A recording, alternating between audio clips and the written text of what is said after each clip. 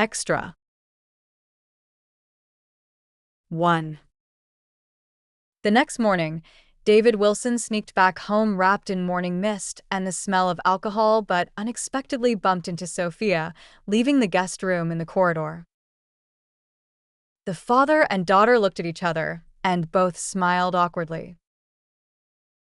Finally, David opened his mouth, cleared his throat, and said, "Sophia, I'm not saying this, but you're, well, really acting like a player. You sleep with him, and then run away." Sophia was speechless. "So, you mean I have to leave $200 next to his bed?" David's focus was rather odd. "So you think Daniel is only worth $200? Sophia asked back, "From your tone, do you think it's not enough?" David paused. "That's not what I meant." Then, David, relying on his many years of experience in the entertainment industry, talked to Sophia about the pricing in the male escort industry, right at the door of Daniel's room. If Daniel hadn't opened the door with an indifferent look on his face, he would have had about half a short story to publish. David quickly shut up and gave Sophia a sympathetic look.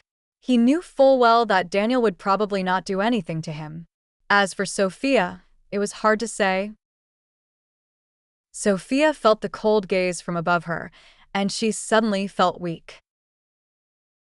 She looked at David and said with tears in her eyes, "Dad, don't you even consider the occasion when you speak?"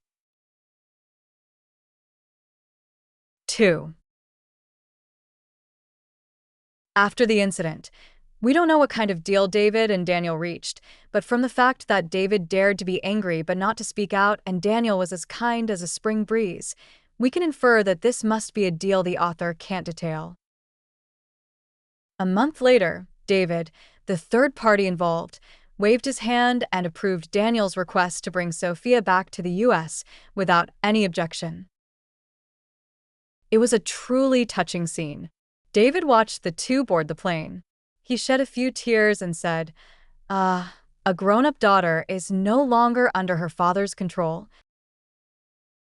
Joseph stood aside, expressionless. "Which club tonight?" David blurted out, "Galaxy." 3. It has been a while since Sophia returned to the city. Her life has returned to its former richness and diversity. She even has new night activities. In short, her days are full. Daniel came home from work that day and brought back a wedding invitation. Sophia leaned on the sofa in the living room and took it from him curiously. "Who's getting married?"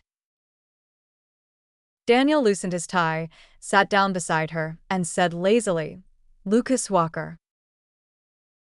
Sophia was surprised. "Really? If I remember correctly, he was single a few months ago. This is too fast." Daniel was aimlessly pressing the remote control. He glanced at Sophia with a smile. "No, we've been delayed too long." Sophia pretended not to hear. She seemed to suddenly become interested in the invitation and looked at Lucas's wedding photo on it over and over again. Seeing this, Daniel simply put down the remote control. He snatched the invitation from Sophia's hand and said jokingly, "Don't play dead every time this question comes up. Could it be that what your dad said is true? Are you really the kind of player who runs away after sleeping with someone?" Sophia was so angry that she almost jumped up. "Friend, please be reasonable. Who of us slept with whom? Can't you tell the difference between subject and object?" Daniel held her ankle and touched it soothingly twice. Looking at Sophia's cheeks, which were pink with excitement, he knew that she was shy, so he didn't say anything more. 4. Soon it was Lucas's wedding day. Daniel wore a well-tailored suit, and Sophia chose a knee-length dress to prevent a repeat tragedy. Halfway through the drive, Daniel received a text message. There was an urgent document at the company that needed his signature. He calculated the time and asked Sophia, "I need to go to the company first. Will you wait for me or?" Sophia rolled her eyes. "Is everyone at the company working today?" Daniel, "Why?" Sophia smiled and said, "Nothing, let's go. I'll wait for you." The car stopped in front of the corporate building. Daniel took Sophia's hand and walked inside. As they walked through the first floor, Sophia saw ornamental plants next to the rockery. She looked at Daniel tentatively. "Can I pick a leaf?"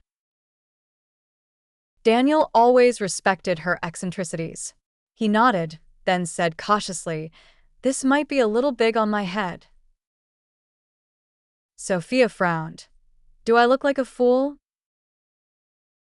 Daniel chuckled and nodded, a little.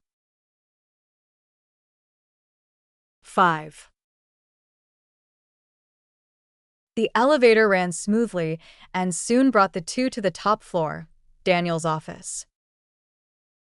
To get to the office, one had to pass through the assistant pool. Daniel, holding Sophia's hand, walked without stopping amidst the scrutiny that was either overt or covert. Suddenly, Sophia paused, let go of Daniel's hand, and said with a smile, "I'm not going in. I'll wait for you here." Daniel stroked her hand, nodded, and went into the office. As for where Sophia stopped, it was in front of Grace Adams's desk. 6. Sophia's success in stopping made most people lower their heads and look away. They pretended to be busy with their own things, but Grace turned pale, not knowing whether to lower her head or look up. Sophia pretended not to notice her embarrassment. She leaned in closer, carefully examined Grace's work badge, and read out the name, Chief Assistant Grace Adams. Grace forced a smile and said, "Ms. Wilson." Sophia straightened up. She looked at Grace with a half-smile and said in a casual tone, "I just saw today that there are nice plants in the building. I picked a leaf before coming up here. Assistant Grace, take a look. Is it green?" Grace dug her nails into her palm until they bit into the flesh. "Green?" Sophia, "Well, speaking of which, I just took a closer look. I think you, Assistant Grace, are greener. You must be very healthy, right?" Grace knew she was being sarcastic, but could only endure it. She forced a smile and said, "Ms. Wilson, please stop making fun of me." Sophia heard this and threw the leaf on Grace's desk with a bit of boredom. She continued, "Actually, there's something I wanted to tell you last time."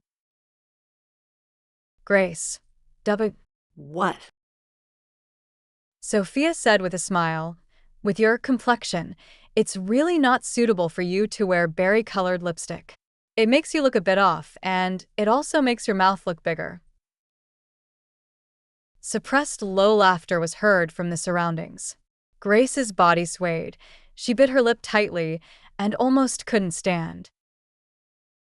Sophia admired it for a while, thinking that Grace would retort, but she was unexpectedly shameless. Thinking of this, she was puzzled again. Grace was so spineless now, so how could she have done such a bold thing when Daniel was drunk?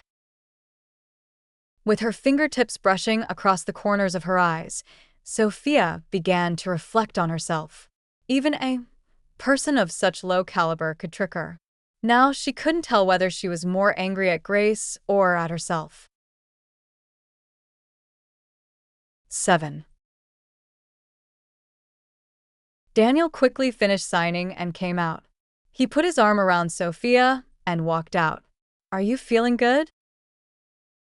Sophia looked up and smiled at him. "Not bad." Daniel, "Why is the leaf there?" Sophia, "Oh, Grace Adams liked it, so I gave it to her." The two of them gradually walked away, and the sound of their conversation faded away with them. Grace's face was pale, and the whispers around her gradually became louder. She closed her eyes, and tears finally rolled down. 8. When they walked out of the building, the sky had darkened, the lights had come on, and a faint fragrance floated in the long night. Sophia was holding Daniel's arm. She was jumping up and down, chattering nonstop. She told him that she had seen a boy skateboarding in the square, and he stepped on a banana peel and fell flat on his face. Daniel showed no expression, only responding with a "really" when she was enjoying herself. Sophia nodded vigorously. Yes, yes. Daniel smiled slightly. 9. There is ample time. Revised file content end.